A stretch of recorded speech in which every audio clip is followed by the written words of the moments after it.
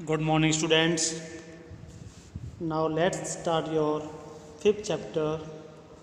Golu grows a nose. Golu यहाँ पर एक एलिफेंट का बच्चा है, उसका नाम गोलू है। तो पहले जो हाथी हुआ करते थे, उनकी जो नोज़ थी वो ऐसी थी जैसे सभी जानवरों की होती है। फिर ऐसा क्या हुआ कि हाथी की जो नाक थी वो लंबी हो गई और वो सूंड में आके परिवर्तित हो गई। तो इसके पीछे क्या कहानी है, ये इस चैप्टर में हम लोग पढ़ेंगे। तो चलिए स्टार्ट करते हैं chapter. Long long ago the elephant had no trunk. यानी कि पुराने ज़माने की बात है, पुराने समय में एलिफेंट की सूंड नहीं हुआ करती थी। He had only a bulgy nose. उसकी एक मोटी सी नाक थी, एज बिग एज बूट, जैसे हमारा शूज़ होते हैं हमारे, इस टाइप की मोटी उसकी नाक थी हुआ करती थी। He could wiggle it from side to side but couldn't pick up things with it. वह इसको इधर उधर हिला तो सकता था, घुमा सकता था, लेकिन कोई चीज़ उठा नहीं सकता था। There was a baby elephant called Golu. तो कहानी शुरू यहाँ से होती है कि एक बेबी एलिफेंट था छोटा, उसका नाम क्या था? Golu. He too had no trunk but only a bulgy nose as small as a small boot. उसकी भी कोई लंबी नाक नहीं थी, बस एक छोटी सी नाक थी, मोटी सी, जैसे जूते टाइप की। Golu was full of questions. He asked his tall aunt the ostrich. तो गोलू की एक आदत थी। वो आदत क्या थी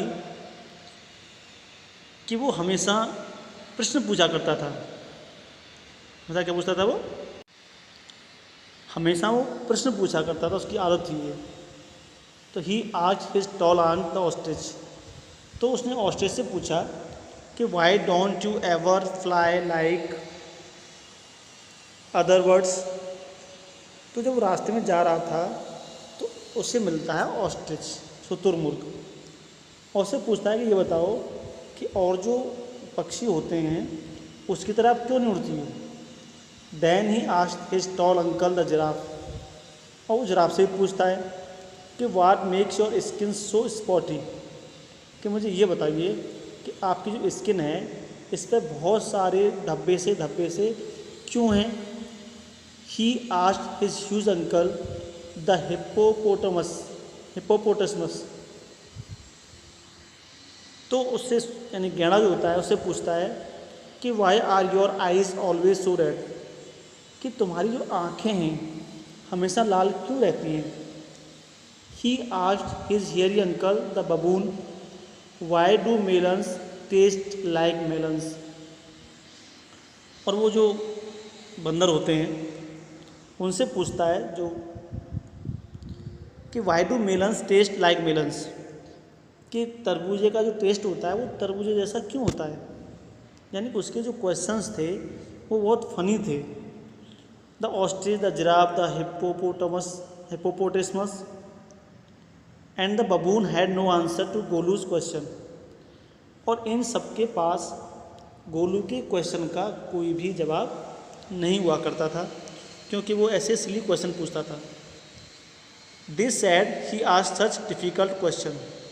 वो कहते थे हमेशा ये ऐसे ही डिफ़िकल्ट क्वेश्चन पूछता है जिनका हमारे पास आंसर नहीं होता है। One day Golu met the myna bird sitting in the middle of a bush and he asked her. तो एक दिन वो जब घूम रहा था तो झाड़ियों के बीच में उसे एक मैना मिली जो झाड़ियों के बीच में बैठी हुई थी। तो what does the crocodile have for dinner. तो उसने पूछा ये बताओ मुझे कि जो मगर होता है, क्रोकोडाइल होता है, वो रात के खाने में क्या खाता है। The myna said go to the bank of the great grassy Limpopo river and find out. मैना बोली ऐसा है, मुझे आपके ऐसे सिली क्वेश्चन का आंसर नहीं मिला है, खुद जाओ लिम्पोपो नदी पर और अपने आंसर खुद ढूंढ लो कि वो क्या खाता है रात को। Golu went home. He took 100 sugar canes, 50 dozen bananas and 25 melons। तो उसने वहाँ जाने घर गया और वहाँ जाने की तैयारी उसने कर दी। तो उसने 100 गन्ने, 50 डजन बनाना और 25 मेलन्स ले लिए रास्ते में खाने के लिए। Then he said to his family, "Goodbye. I am going to the great grassy Limpopo river. I will find out what the crocodile has for dinner." तो उसने अपनी फैमिली से बोला कि बाय, मैं जा रहा हूँ लिम्पोपो नदी की तरफ और मैं ये पता लगाऊंगा कि क्रोकोडाइल डिनर में क्या खाता है। He had never seen a crocodile and didn't know what one looked like. और गोलू ने कभी क्रोकोडाइल देखा नहीं था और उसने और did not know what one look like, और ये भी नहीं जानता था वो कैसा लगता है, यानी कि वो क्रोकोडाइल से अनजान था। He met a python and asked him. तो जब वो रास्ते में जा रहा था तो उसे अजगर मिलता है। Have you ever seen a crocodile, what does he look like, what does he have for dinner. तो उसने अजगर से पूछा कि क्या तुमने कभी क्रोकोडाइल को देखा है, वो कैसा दिखाई देता है और रात के खाने में वो क्या खाता है। देखिए ये चित्र में दिख रहा है आप, ये अजगर से पूछ रहा है गोलू कि भैया मुझे ये बता दो कि क्रोकोडाइल दिखता कैसा है, वो होता कैसा है, खाता क्या है।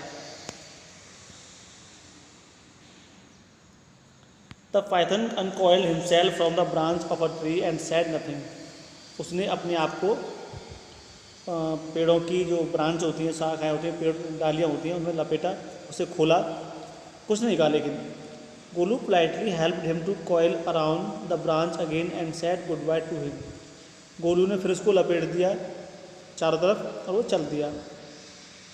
Golu moved on eating sugar canes, bananas and melons.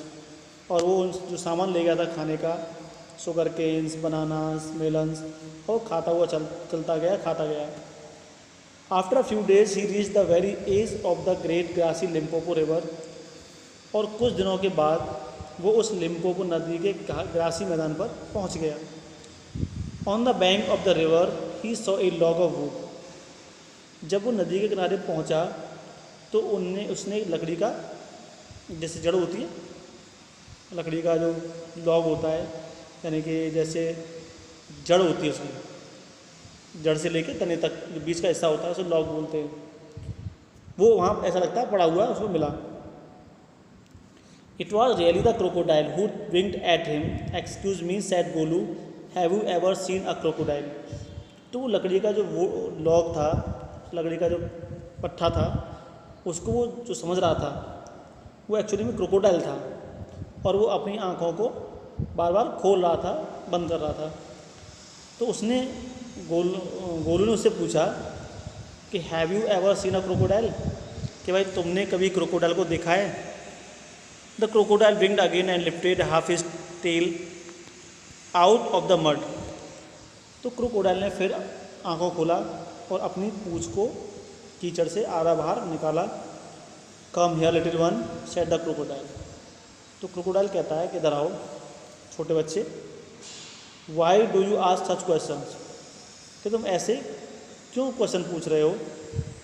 I want to no.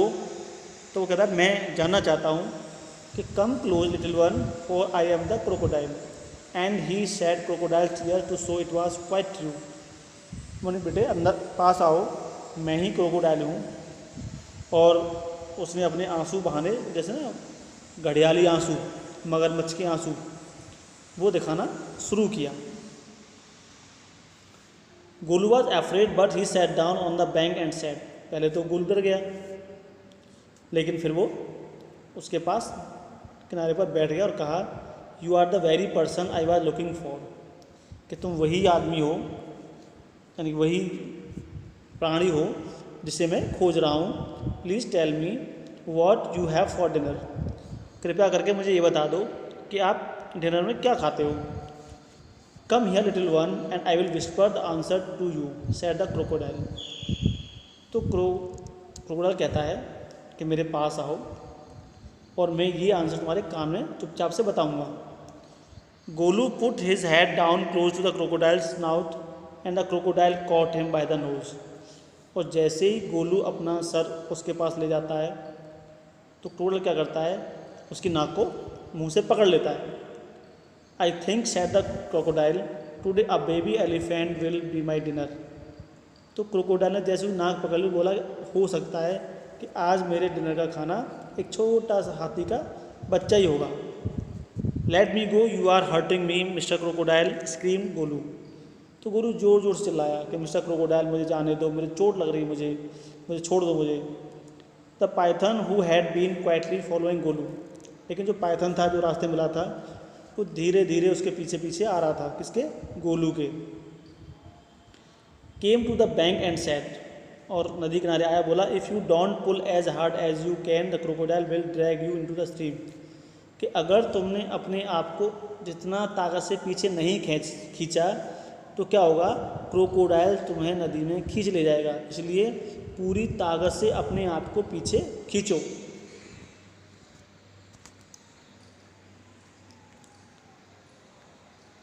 Golu sat back on his little haunches and pulled, और वो अपने हॉन्चेस की सहायता से बैठ गया और अपने आप को पीछे खींचने लगा। The crocodile slipped into the water making it all creamy with great sweeps of his tail and he also pulled. इधर क्रोकोडाइल भी क्या कर रहा था, अपने आप को कीचड़ में से उसको जमा के अपनी पूंछ को और वो उसको खींच रहा था। Then the python coiled himself around Golu's stomach and said let's pull harder. Golu dug in all his 4 legs in the mud and pulled. तो पाइथन ने उसकी हेल्प की, गोलू की, और उसने क्या किया, अपने आप को गोलू के पेट से लपेट लिया और खींचने लगा और बोला कि जितनी ताकत से खींचो। और गोलू ने भी क्या किया, अपने चारों पैर ज़मीन में फंसा दिए और अपने आप को वापस खींचने लगा। The nose kept on stretching.